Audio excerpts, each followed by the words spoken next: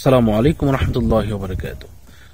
আপনি কোন দোয়া পড়লে আপনার টাকা জমা হবে, টাকা জমানোর উপায় এবং কিভাবে আপনার ঘরের মধ্যে বা আপনার হাতে টাকা বেশি বেশি আসবে, এমন কিছু দোয়া আপনাদের সাথে শেয়ার করব, যেটা কার্যকরী দোয়া ইনশাআল্লাহ।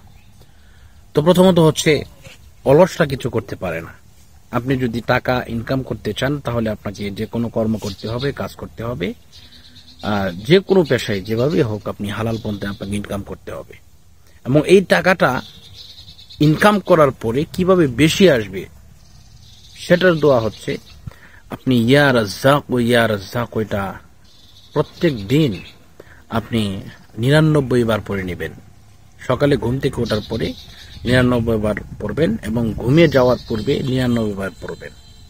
এবার ৯৯ বার যখন আপনি পড়বেন, প্রতি বারবার ২ বার, দৈনিক ২ বার, তাহলে দেখবেন যে আপনার যে চাকরি আপনি করতেছেন, যে পন্থায় আপনি ইনকাম করতেছেন, সে পন্থায় আপনার সমস্ত কিছু সুন্দরভাবে গুছিয়ে যাবে ইনশাআল্লাহ। তো আপনি জমাবেন কি করে?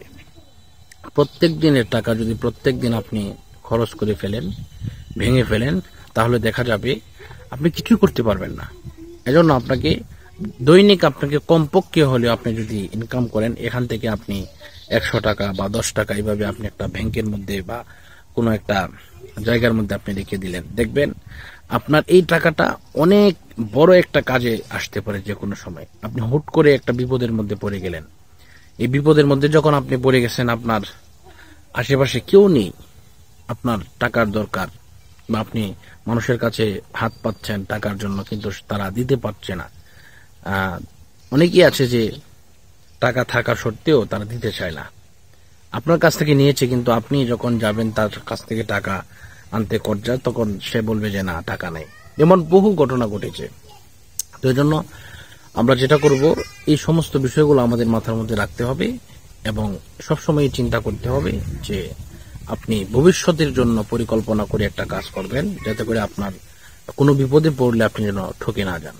এই চিন্তা করে আমাদেরকে চলতে হবে।